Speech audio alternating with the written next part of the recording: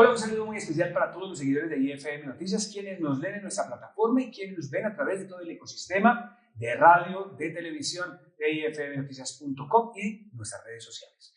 En este programa de candidatos soy muy especial. La invitada es Paola Holguín, precandidata por el Centro Democrático a la presidencia de la República, quien nos va a acompañar en estos 30 minuticos bien carnudos para que ustedes estén informados de qué son sus propuestas, qué quiere hacer, cuál es la visión del país. Laura. Buen día a todos los que nos ven y nos leen por IFM Noticias. Así es, felices en este espacio que siempre abrimos desde IFM Noticias cuando se acerca el momento de ejercer la democracia en las urnas, con el objetivo de que ustedes desde sus casas puedan tomar decisiones a conciencia, porque en este 2026 sí que necesitamos que sea una decisión con inteligencia, con la cabeza y no con el corazón. Así que, senadora, bienvenida a IFM Noticias. Qué gusto tenerla con nosotros. No, muchas gracias a ustedes, de verdad, por este espacio, doctora Laura, doctor Ignacio. Es un gusto estar en este medio y saludamos a todos los que nos ven, nos leen, nos escuchan. Y les cuento pues que aquí estoy también descrestada porque es un estudio sumamente moderno y ahí sí me sentí bien. No, estamos creciendo. Estamos creciendo, no, ¿cómo es? Le decía una exministra, no, tenemos 40 años y estamos todavía aprendiendo, no me preocupe. No, la tecnología ya nos abruma un poco, nos muestra cosas diferentes y qué bueno que les guste nuestro espacio de trabajo. ¿Ah? Quiero arrancar, como dijo el dermatólogo, vamos al grano.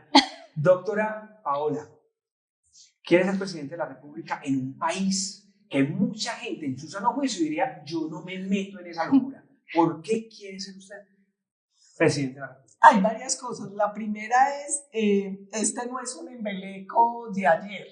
Yo siempre cuento la anécdota que mis papás hacían lo que hacen todos los papás, y es que cuando los niños están chiquitos les dice, ¿usted qué quiere ser cuando sea grande? Y yo desde los 4 años les dije, yo quiero ser presidente. Seguramente mis papás con la esperanza en el fondo de su corazón que te pasara la goma, que me pasara la goma, y no me pasó. Entonces yo tengo 51 años y desde los 4 años esa ha sido como mi visión de la razón de ser de mi vida. Yo siempre le recuerdo porque alguna vez escuché que creo que era en Japón que era una palabra que es como ikigai, que es la razón de ser de la vida, y mucha gente cuando nace ya sabe qué quiere ser en la vida, otros a lo largo del camino van descubriendo esa vocación, pero yo desde los 4 años la tuve clara, no cambié, siempre me he ido formando para tratar de llegar allá, y esta vez yo hace 4 años dije, voy a hacer el ejercicio, pero si sale Oscar Iván por un tema de lealtad, porque él ya había sido candidato en un proceso muy difícil, retiró la aspiración. Efectivamente Oscar Iván decidió, entonces yo no hice absolutamente nada. Pero en esta ocasión dije, yo creo que ya. Y empecé a hacer el proceso dentro de mi partido, somos 5 precandidatos. Y finalmente yo creo que en un momento de crisis es cuando uno más tiene que pasar al frente de batalla. Pues cuando está fácil cualquiera quiere, pero ahora con este problema de seguridad económico, institucional, con todo lo que ha creado el gobierno Petro, pues yo creo que este es el momento. Y además continuamos con una pregunta que a mí personalmente me encanta que esté ocurriendo, y es, si bien el país ya hizo una especie de clic con las mujeres y hoy en día nos estamos dando batallas en todos los sectores, en la música, en el arte, en el sector privado y ahora dentro de la política, ¿cree que Colombia está preparada para tener una mujer presidenta de la República? Sí, yo siempre he dicho varias cosas. La primera es, el país no se prepara para una mujer presidente, las mujeres nos preparamos para gobernar el país. Yo creo que eso es lo primero y es muy importante. Y hay una serie de factores que empiezan a facilitar que las cosas se den. Primero, en la pandemia sucedió una cosa bien particular. De los 193 países, 10 eran gobernados por mujeres. O sea, 10 países tenían mujeres presidentes o primeras ministras. Cuando hicieron el análisis de los 10 países que mejor habían gestionado la pandemia, 7 eran gobernados por mujeres. Eso llamó mucho la atención de politólogos, de sociólogos, porque es una cifra muy llamativa proporcional al número de mujeres que gobernaban, y se dieron cuenta que en momentos de crisis el liderazgo femenino tiene unas cualidades que pueden ser muy importantes. Por ejemplo, las mujeres tenemos una capacidad de comunicar, distinta a la de los hombres, somos más empáticas, somos multitarea. La mamá es con un eso sí, no, ellos no pueden hablar. Con el otro el niño, con el otro... Caminar y comer chicle a los hombres les cuesta un poquito. Las mujeres son multitarea.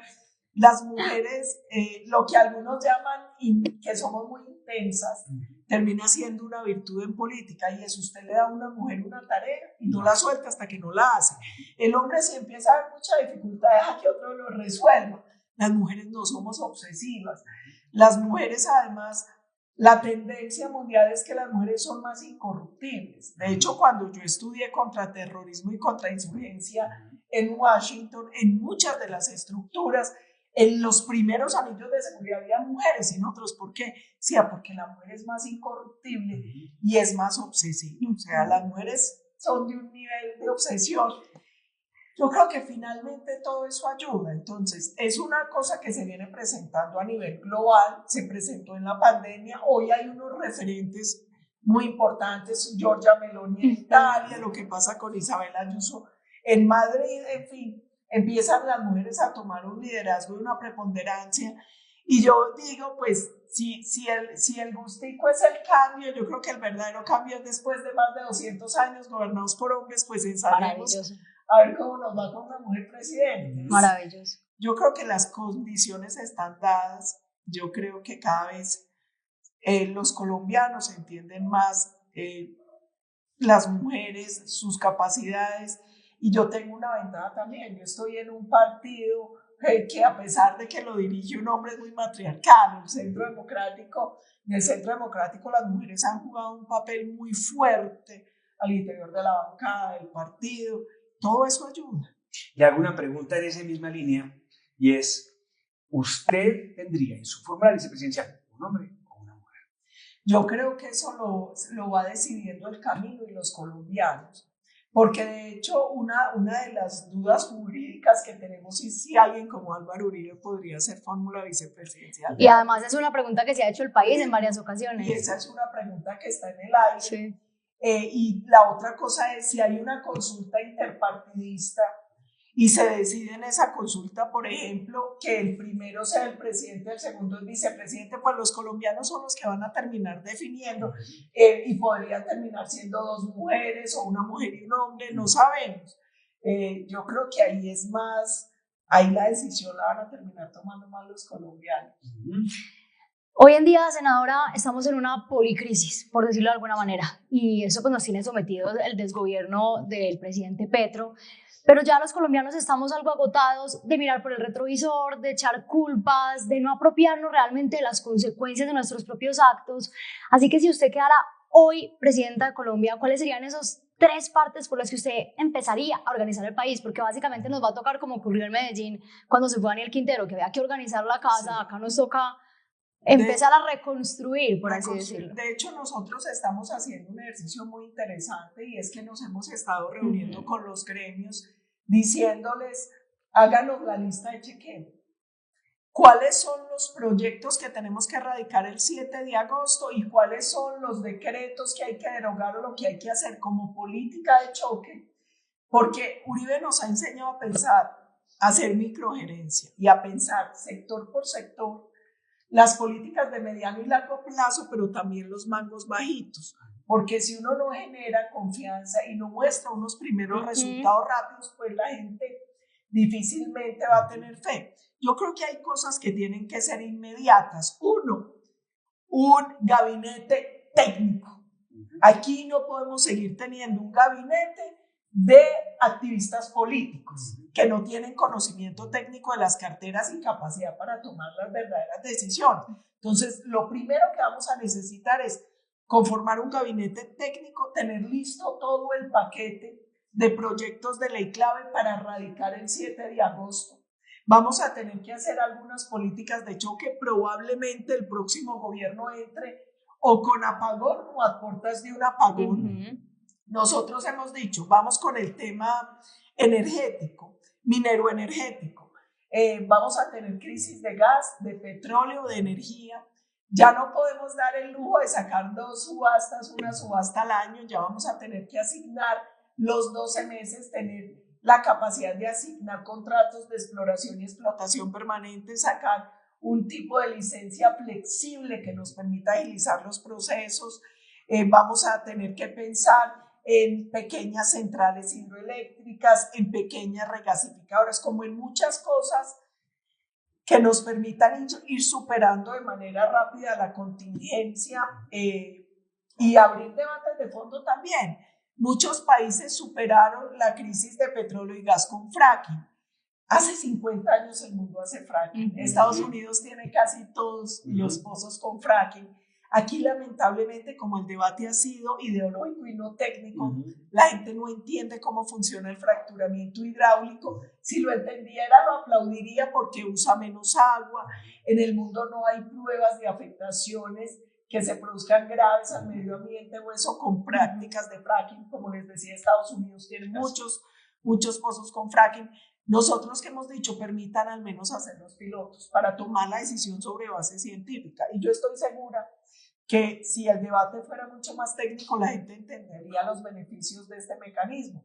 Hay que dar debates de fondo sobre el tema de minería, y es aquí con radicalismo ideológico la gente ha dicho minería o agua. El agua, la minería no es el sector que más consume agua, es el sector agropecuario, y nadie dice agro o agua.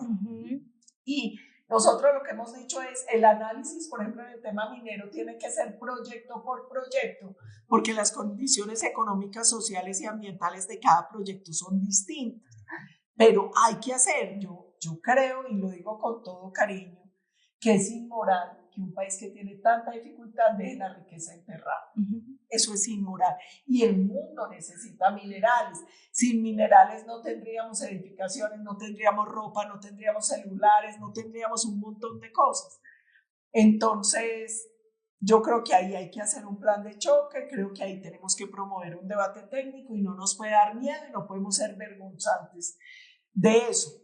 Vamos a encontrar una crisis muy grave de seguridad, hay que hacer una política de choque antes del 7 de agosto. El próximo presidente tiene que estar claro en la necesidad de restablecer de manera inmediata relaciones con Israel, un acompañamiento mucho más grande con Estados Unidos, una verdadera política integral de lucha contra el narcotráfico, porque aquí hay una realidad. El último informe de la Defensora del Pueblo dice que más de 800 municipios en Colombia están bajo control de estructuras criminales. Y acá, y me voy a meter porque casualmente hace un par de días estuve en nombre de IFM en Anato, en Bogotá, y hablábamos con el viceministro de Turismo en la rueda de prensa de cierre, y yo le decía, ¿qué vamos a hacer con el tema de la seguridad que innegablemente afecta al sector turismo? Y me dice, ¿sabe? El problema de los medios de comunicación es que generalizan. Son solamente unos pequeños sectores del país los que tienen ese problema. Y yo digo, hombre, hay un tema de generalizar que estoy de acuerdo en que es malo, no podemos generalizar, pero tampoco podemos tapar. Pero no podemos tapar el sol con un dedo. O sea, acá hay una realidad y hay que atacarla. Dato mata relato, es que no lo dice la oposición, la Defensora del Pueblo afirma que más del 70% del territorio nacional está. Y solo para que lo tenga presente, me dice, el último consejo o la reunión de turismo que tuvieron fue en el mes de noviembre. Digo, pero ¿cada cuánto la hacen? Porque la hicieron antes de que se viniera la crisis de Catatumbo, la hicieron antes de todo lo que estaba ocurriendo y no han hecho un plan de choque para intervenir lo que está ocurriendo hoy en día. Y me dice, no, es que mira que conversábamos con el sector de los grupos de las diversas regiones donde no hay inseguridad y ellos no tienen problema en seguir viniendo al país. Y yo, bueno, y los que sí. O sea, no, es que yo creo que les ha faltado seriedad y profundidad. Aquí hay un tema claro y es, tenemos una expansión y un control muy grande de estructuras criminales. Nosotros estamos viendo cifras de delitos de alto impacto que no veíamos hace más de una década, como las cifras de secuestro, el tema de reclutamiento de menores, el tema de desplazamiento forzoso, forzado. Esa es una realidad. Eso requiere un plan de choque. Nosotros requerimos más tecnología, más inteligencia, porque el gobierno desmontó la inteligencia. Necesitamos una reincorporación rápida de personal de la fuerza pública que ha sido retirado por este gobierno, porque no hay tiempo para el plan de choque, de hacer todo el plan de entrenamiento y todo lo que requiere esa fuerza pública, esa capacidad operativa. Necesitamos recuperar la transparencia en las cifras. Es que empecemos por una cosa lógica. Uno con un mal diagnóstico no toma buenas decisiones. Y este gobierno tiene un problema de opacidad. de falsear cifras. Y está pasando de manera grave en el tema de seguridad. Entonces, tenemos que recuperar eso, tenemos que recuperar la moral de la fuerza pública, tenemos que recuperar la capacidad operativa de la fuerza pública y también incorporar, mire, en la invasión de Rusia a Ucrania, Ucrania el año pasado, dentro de su fuerza pública, implementó una línea de personas capacitadas solo en el tema de drones. Hoy estamos viendo unas guerras híbridas donde parte del centro de la guerra es la información y la desinformación. Nosotros lo vimos con el estallido social, el tema de ciberseguridad. Estos son temas nuevos a los que hay que entrarles con toda y sin miedo. Y el Estado a ejercer su función con la autoridad legítima que tiene. Es que nosotros hoy tenemos unas fuentes de financiación de las estructuras criminales dolorosas. 253.000 hectáreas de coca se midieron en el 2024, ya deben ser alrededor de 300.000. En el 23. Eso producía más de 2.600 toneladas métricas de cocaína. Ustedes saben cuánta plata es eso para los bandidos. Y ojo, más del 30% de los municipios que tienen coca tienen también minería ilegal, que es otra gran fuente. En Colombia, más de 3/4 partes, o más o menos 3/4 partes del oro es ilegal.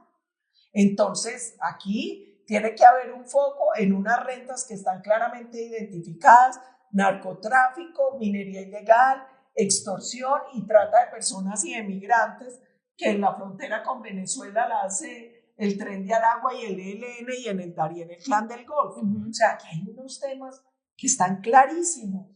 Y en los que hay que establecer un plan de choque para el tema económico. Y hay que bajar impuestos, hay que mejorar la capacidad de control de evasión y elusión, y ahí se viene haciendo un trabajo importante desde hace varios gobiernos. Hay que trabajar también en generar confianza en la inversión. Este gobierno crea un problema gravísimo de confianza y hay que reducir el tamaño del Estado. Nosotros no podemos con un Estado lleno de burócratas tan grandes, donde hay 2 y 3 agencias que tienen la misma función. Todo eso hay que hacerlo. Suena mucho, suena muy difícil, pero nada es difícil. Esto es de voluntad, de llegar con el coraje necesario para hacer lo que se tiene que hacer. Doctora Paola, el Centro Democrático siempre ha sido muy orientado y reconocido por la seguridad. Para muchos críticos, volver a tener un presidente que tenga la idea de la seguridad significa meternos nuevamente, entre comillas nuevamente, a la guerra, ¿cierto? En una lógica en la que ya estamos en guerra, ¿no? Pero dice que eso sería prolongar la guerra. ¿Usted cómo haría con los grupos ilegales? ¿Negocia, no negocia, los somete, bombardea, no bombardea? ¿Qué hace para acabar con esta alta criminalidad? Aquí hay varias cosas. La primera es: seguridad no es guerra, seguridad es paz. Porque la seguridad es lo que garantiza la vida, la convivencia. Y aquí dato mata relato. A los que hablan tanta paja, yo los invito a que lean incluso el informe de la Comisión de la Verdad, que es malqueriente nuestra, donde se demuestra que la mejor política de paz fue la seguridad democrática. Nosotros logramos una reducción del secuestro de más o menos 2.800, un poco más de 2.800 secuestros al año a 280, una reducción como del 90%. Logramos bajar el homicidio de casi 30.000 a un poco menos de 15.000. Sigue siendo dolorosa la cifra, pero es una reducción del 50% del homicidio. Nosotros logramos bajar todos los delitos de mayor impacto. El Estado tiene que ejercer la fuerza legítima. Uno no puede tener miedo a hacer eso, es que es su función legal y constitucional, y en eso hay que ser claro. Y nosotros también tenemos algo, y es: a los que les gusta tanto hablar de paz, el proceso de paz más grande en la historia de Colombia fue el de Álvaro Uribe. Nosotros logramos desmovilizar 53.000 bandidos, 35.000 de los paramilitares en desmovilizaciones colectivas e individuales, y un poco más de 18.000 de las guerrillas de manera individual, porque nosotros no logramos avanzar en ningún proceso con la FARC y el ELN. Pero además lo llevaron a la cárcel. Claro, fuera a la cárcel. Que ahí ¿no? hay una diferencia, que nos retrocedió Santos con su proceso de paz, y es en Colombia todos los procesos, hasta el gobierno de Uribe, eran amnistía e indulto, incluido el M-19. Cuando llega Uribe, nosotros hacemos un marco basados en varias cosas. Uno es los nuevos compromisos de Colombia. Colombia es firmante del Estatuto de Roma y de la Corte Penal Internacional. Ahí hay una prohibición expresa de amnistía o indulto a delitos atroces y de lesa humanidad. Entonces nosotros establecimos unas penas mínimas para los responsables de estos delitos. También establecimos una justicia que era justicia ordinaria que atendía esos procesos. Nosotros no le dimos a los paramilitares, vengan, diseñen ustedes su tribunal, que sí lo hicieron con la FARC, porque la FARC diseñó la JEP y participó en la elección de los magistrados, que a mí eso me parece aberrante, que el victimario diseñe el tribunal. Nosotros no lo hicimos, y yo creo que nosotros, la propuesta que tenemos hoy es, tenemos que establecer un marco de sometimiento a la justicia para las estructuras criminales. Y de una vez le mando aquí un mensajito a la FARC y al ELN. Si yo soy presidente el 7 de agosto, ustedes son bandidos como el Clan del Golfo, como la oficina y como todos, y van a tener el mismo tratamiento. Y es una oportunidad de un marco de sometimiento y ya.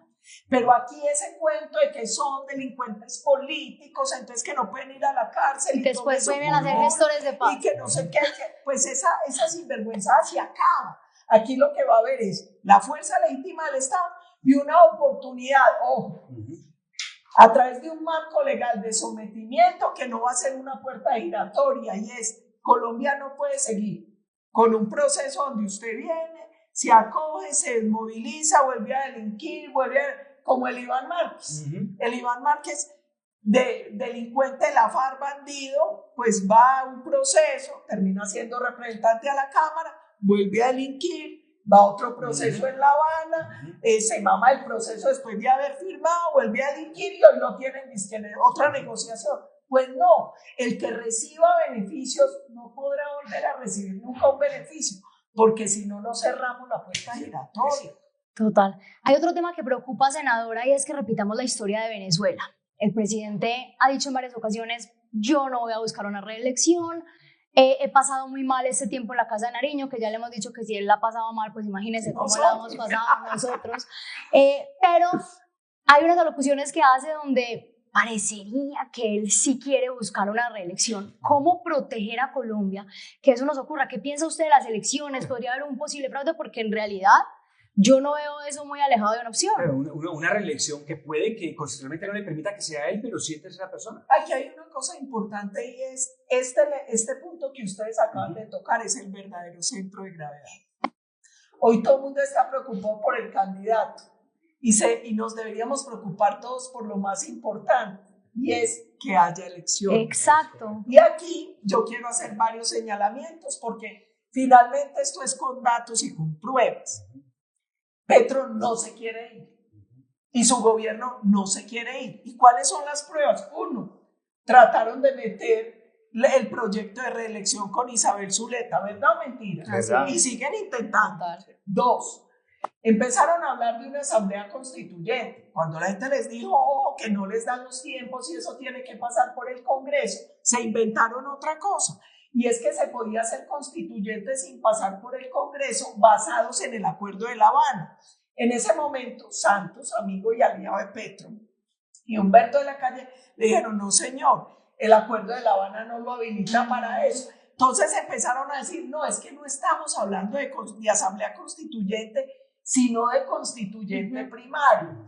Y ojo, piensa mal y acertarás, me decían a mí, que no vaya a ser que ese cuento del catatumbo y la conmoción interior es un piloto, porque ellos lo que vienen permitiendo es que se vaya exacerbando la violencia.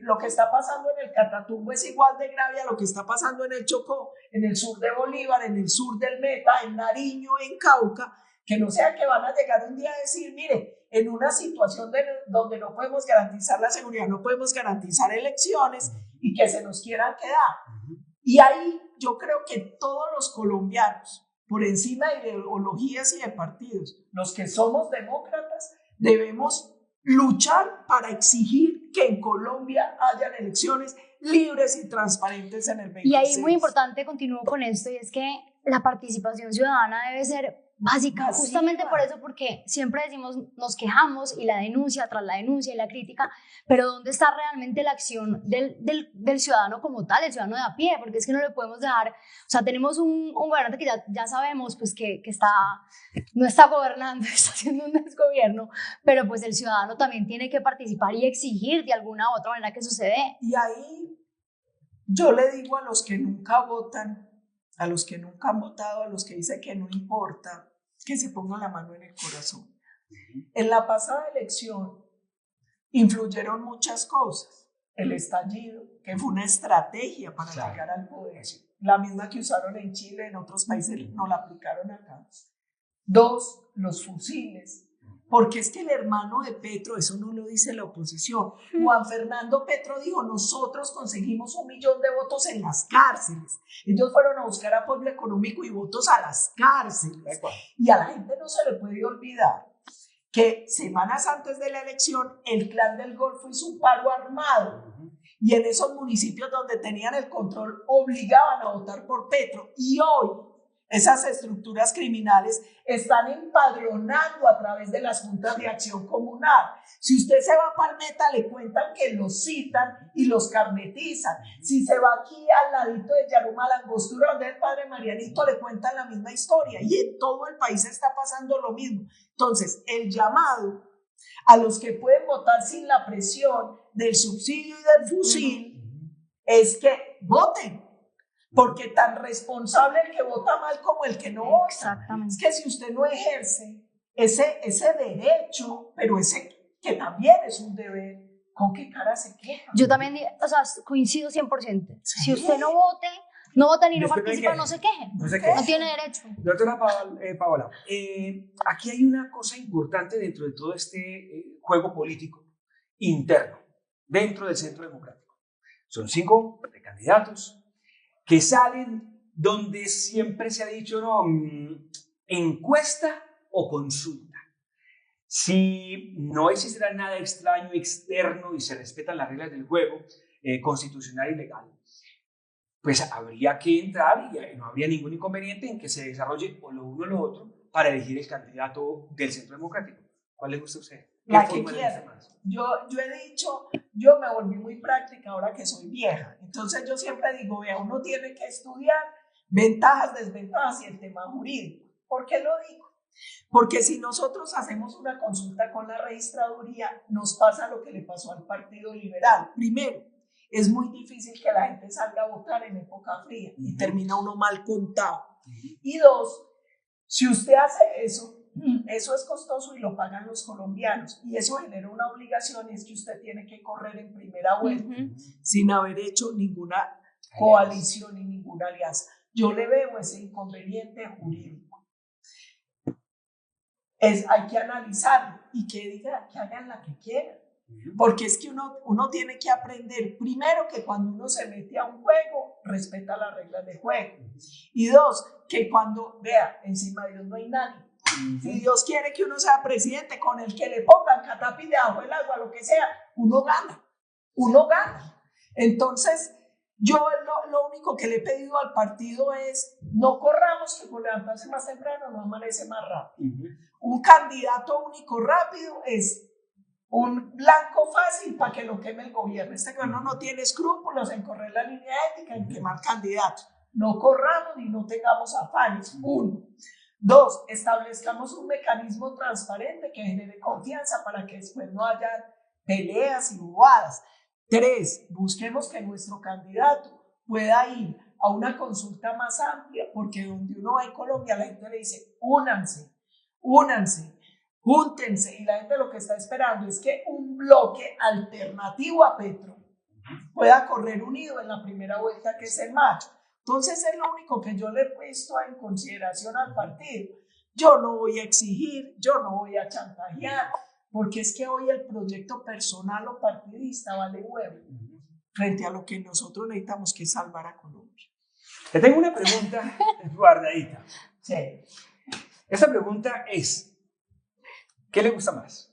¿Qué quisiera más? ser candidata presidencial y gobernar el país o ser gobernadora de Antioquia. O las dos. En caso de que no le salga uno, se iría a la gobernación. Yo ahí tengo una anécdota muy charra porque desde los 4 yo quiero ser presidente. Yo a mis papás nunca le dije yo quiero ser senadora, yo quiero ser ganar, yo quiero ser presidente. Ajá. En este camino para llegar a la presidencia han ocurrido accidentes. Yo fui muchos años docente, después terminé siendo senadora. Eso ha sido parte del camino.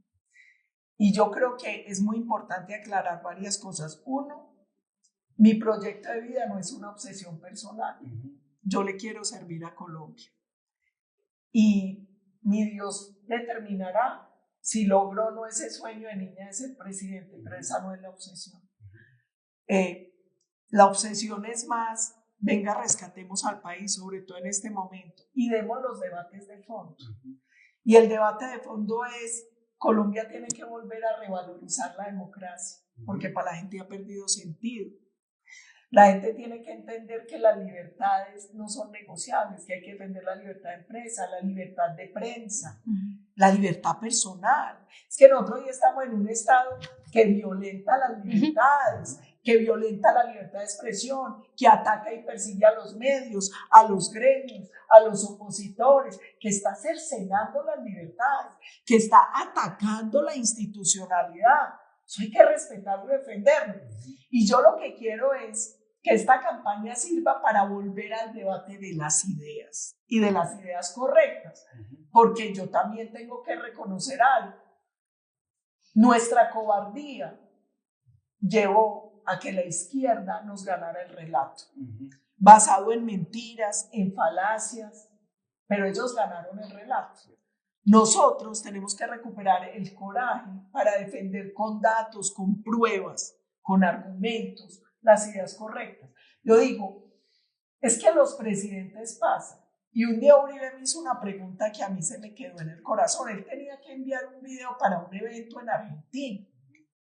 Y a raíz de eso surgió una reflexión y me dice, mija, ¿uno cómo hace para que los proyectos no sean de gobierno sino de Estado? Para que las ideas perduren, porque eso ni siquiera sirve uno dejar un candidato, es para la muestra un Santos, ¿no es cierto?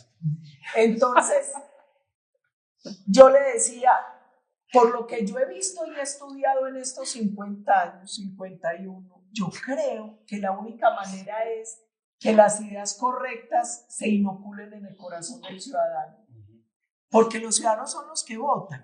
Usted puede formar los mejores líderes, pero si no forma al ciudadano, que es el que vota, esos líderes nunca son electos. Aquí hay que formar es al ciudadano. Y uno lo tiene que formar para que defienda las ideas correctas. ¿Y eso qué exige? Coraje, capacidad de comunicación. Nosotros somos muy aburridos para comunicar. Nosotros ahí no hemos aprendido que esto es razón y corazón, que hay que ser más audaces, que aprender a comunicar, hay que aprender a inocular esas ideas, hay que perderle el miedo al debate, porque yo lo digo de todo corazón y les voy a poner un ejemplo práctico. Cuando estábamos en la campaña del no, yo le pedí a muchas universidades que me dejaran entrar a foros con los que estaban con el sí. Y pocas universidades me abrieron la puerta. Casi ninguna privada me la abrió. La Universidad Nacional sí. En la Nacional me permitieron estar en un foro debatiendo con un representante del Polo Democrático y fue un escenario muy bonito de debate democrático, duro, pero respetuoso. Pero es que en las diferencias hay democracia. Claro, y fue en la Nacional. La de Antioquia me permitió una extensa entrevista en la emisora y muchas de las universidades privadas me dieron un portazo en la cara. Y cuento esta anécdota porque yo creo que le tenemos que perder el miedo al debate. Y el debate hay que darlo, y hay que darlo con argumentos, y hay que darlo en todos los escenarios. El presidente Uribe está dando ejemplo en eso, lleva 27 universidades. Y hay que volver allá, y hay que volver a dar el debate. Y qué bueno que las universidades abran el espacio, porque no lo habían cerrado. No le tengamos miedo a eso, porque no hay democracia sin debate. Mira, el unanimismo solo es en una dictadura, donde todo el mundo tiene que pensar igual. Permitamos el debate distinto. Y el debate distinto Baja la polarización cuando se puede dar con debate, con cifras, con datos, con estudios. Vamos llegando a la recta final del programa. Laura, entremos a las últimas preguntas. Le voy a ceder el paso ya a usted y me deja con otra última pregunta. Listo. Senadora, ante una situación llena de cosas que nos preocupan, de aspectos negativos que tal vez el país pues se abruma y es fácil caer en ese discurso de negación, de estar negativos todo el tiempo, y en IFM tenemos una premisa que nos gusta mucho y es entender que si bien estamos en medio de los retos, si bien hay un montón de desafíos, hay personas, entidades y organizaciones que hacen mucho para superar esos retos o tal vez para que sean un poco más llevaderos y no perdamos la esperanza tan necesaria hoy en día. ¿Qué le decimos al país a través de IFM Noticias para que la gente continúe dando la batalla, no se rinda ni caiga en ese discurso del pesimismo? Lo primero es, no se derrota al que no se rinde. De aquí nadie se ha rendido. Eso que lo tengan claro todos los colombianos. 2, yo siempre hago un signo. Y es, a nosotros nos tenía que pasar lo que no está pasando. En general, los países han padecido estos populismos de izquierda. Eso no es una rareza. Antes nos demoramos mucho para padecer esta enfermedad. Pero yo he dicho que esto es como la vacuna del COVID, el gobierno de Petro, porque es una inyección que nos pusieron de un virus muy malo.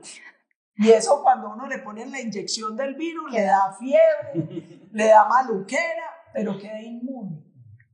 En Colombia mucha gente quería ver cómo era ser gobernado por la izquierda. Ya vio, ya probó, que decida racionalmente si eso es lo que quieren o no para Colombia. Esta era una incomodidad que teníamos que pasar y yo también creo que es muy importante y yo le agradezco a Petro varias cosas. Le agradezco que nos puso a pensar que hicimos mal. Porque él llegó ahí no solo por lo que él hizo, sino que nosotros también hicimos cosas mal. Nos lleva a esa reflexión. Nos faltó capacidad para combatir la corrupción. Nos faltó capacidad para que la riqueza que generaba se irrigara a todos. Nos faltó capacidad para escuchar todos los sectores y generar un sueño de nación, generar un propósito común. Le agradezco también que puso en el debate temas que hay que debatir urgente. La salud, la pensión, el tema laboral. Nosotros tenemos un sistema de salud que es uno de los mejores del mundo, pero teníamos varios problemas de acceso en zonas remotas, uno muy grave de corrupción. Hay 70 formas de defraudar el sistema de salud, desde pacientes, médicos, EPS, IPS, en toda parte hay puertas para la corrupción. Eso hay que combatir. Tenemos un problema del pago al personal de salud, que no siempre es justo. Bueno, abramos ese debate. El tema de prevención, que está en la ley, pero que no se ha ejecutado de manera eficiente. Ese debate había que dar. En el tema pensional, un país que va envejeciendo y donde hay una masa tan alta de empleo informal, hay una brecha que hay que solucionar en el tema pensional. El gobierno le hizo mal porque mató el pollo aliviado para darle caldo al enfermo. Y atacó a los fondos privados para financiar Colpensiones, que es la que no funciona. Entonces, pero hay que dar ese debate. En el tema laboral, este es un país que necesita más formalización laboral y ojo que eso es transversal. Más formalización son más recursos para salud, son más recursos para pensiones, termina siendo transversal. Pero la formalización se da cuando hay flexibilidad y se entiende cómo funciona la economía y los sectores. No con las rigideces, no con los sobrecostos y no con la arbitrariedad de la actual reforma. Pero qué bueno que Petro nos puso a dar esos debates. Y la tercera cosa que le agradezco a Petro es que hoy nos hizo entender de una manera muy dolorosa que necesitamos gobiernos técnicos. Estos gobiernos de activistas políticos que no entienden cómo funciona el mercado, cómo funcionan las entidades, son muy dañinos. Y vamos a tener que empezar a defender de manera seria la meritocracia en la forma de gobernar. Y una cosa que es muy importante, La mejor forma de reducir el tamaño del Estado y lograr más transparencia es con tecnología, con inteligencia artificial, con blockchain, con cruce de bases de datos que se puede dar hoy de manera rápida. Yo he empezado a estudiar porque a mí me obsesiona el tema de la corrupción, porque yo digo, carajo, no puede ser que roben y roben y roben. Y empiezo a encontrar un fenómeno bien bonito, y es que los países que han logrado digitalizar más el gobierno tienen menos niveles de corrupción. Es que usted no tiene cómo ir a sobornar un software. Así es. Usted no, cuando usted puede cruzar bases de datos, a usted no le pueden robar en la asignación de subsidios. Cuando usted logra que el ciudadano pueda hacer digitalmente los trámites, no va a tener a nadie sobornándolo para que suba la carpeta, para que le perdone esto que no hizo, este papel que no tenía. Entonces hay que hacer una gran apuesta por el gobierno digital. Nos permite reducir costos, reducir tamaño del Estado y combatir corrupción. Hay que hacer eso. Terminamos con la siguiente pregunta, doctora, y es, básicamente, hay una tutela en marcha, usted ha puesto en contra del presidente y quiere que la comisión de acusación al fin funcione. Sí, la famosa comisión de absoluciones. ¿Cómo lograr eso? ¿En qué van esos procesos? ¿Qué es lo que usted ha hecho? Y bueno, ¿qué es lo que pretende con eso? Hay varias cosas. La primera es, yo soy denunciante contra Gustavo Petro y Francia Márquez por los presuntos delitos de financiación indebida, violación de topes de campaña, falsedad en documento y falsedad procesal. Por lo que pasó en la campaña. Yo me ratifiqué en la denuncia y he aportado pruebas y he pedido cosas como lo de SAL, que es el tema de las narcoavionetas y eso, el pago a testigos electorales que ellos no reportaron y se hizo, y una serie de donaciones que también están confirmadas, comprobadas, con actas, con cheques que ellos nunca reportaron. ¿Qué dificultad estamos encontrando? Y eso hay que explicárselo al ciudadano. Es que hay muchas entidades haciendo de manera simultánea investigación. Por un lado, el Consejo Nacional Electoral, que está facultado para investigar la campaña, el gerente de campaña y eso. Otro, la Fiscalía, que con la nueva fiscal no se mueve, pero que está haciendo unas investigaciones contra el hijo de Petro, Benet y otros funcionarios relacionados con tema de campaña. Y otro es la Comisión de Acusaciones. ¿Por qué? Porque como Petro es aforado, a él lo tiene que investigar es esa comisión. ¿Qué dificultad hemos encontrado? Que esa comisión no se mueve. Nosotros vamos, denunciamos, ratificamos la denuncia, hallamos más pruebas y esa vaina no se mueve. Entonces, Cristian Garcés, el representante de la Cámara del partido, instauró una tutela que yo acompañé con exigencia porque además la ley dice que los procesos contra el presidente tienen que ser públicos. Y yo les digo una cosa, es que este no es un tema menor, porque la Constitución colombiana cambió hace poco y el artículo 109 dice que la violación de topes de campaña, pérdida del cargo y pérdida de investidura, eso no es un tema menor. Entonces, el país debería tener derecho a conocer los expedientes, nuestras denuncias, las pruebas y los avances de la comisión de acusación, porque estamos hablando de un proceso que lleva 2 años y que no se mueve, Entonces yo estoy feliz, ahí está la tutela, estoy esperando que respondan. Y aquí el llamado también es a los organismos de control. Si nosotros queremos recuperar la confianza, se necesita una justicia pronta y eficaz. No puede ser que termine saliendo el fallo cuando ya Petro sea expresidente, cuando ya para qué, cuando ya se acabó el ojo, no hay sacanuncia que valga. Acabó el tiempo, pero se nos quedaron muchísimos temas por fuera. O sea que esto significa nueva invitación. Qué bueno. Tenemos una segunda parte asegurada. Asegurada. Y temas, hombre, Petro le dio viene insistiendo mucho sobre la droga, por toda parte. Él como que, no sabemos cuál es esa objeción. Claro, para poder justificar. Pero que ahora quiere legalizar la marihuana. ¿Qué era más malo? El tinto. El whisky que la cocaína. La tinta.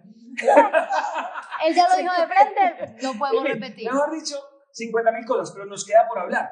Usted planteó algunos temas, el tema pensional, el tema de dónde está la plata cuando la plata prácticamente no la han ejecutado y piden más reformas tributarias. No ahondamos el tema, por ejemplo, de las propuestas económicas que usted pueda tener, porque si no hay plata, entonces ¿de dónde va a salir? Entonces, nos quedan un montón de temas, aparte de todo lo que produce este país, escándalos, cosas. Nos quedó el tema del suroeste antioqueño, con el tema de las zapas. Entonces, ese tipo de temas da para un segundo programa, al cual la invitamos. ¡Ay, qué rico! Bienvenida siempre a FM Noticias. Qué rico, y con todo el gusto, además, porque solo hay que señalar esto.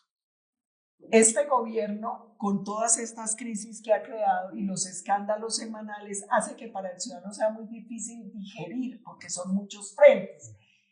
Y ellos tienen una estrategia muy clara. A mí alguien me decía, le está yendo muy mal al gobierno, y yo no, le está yendo mal a Colombia. El gobierno está haciendo lo que quiere hacer.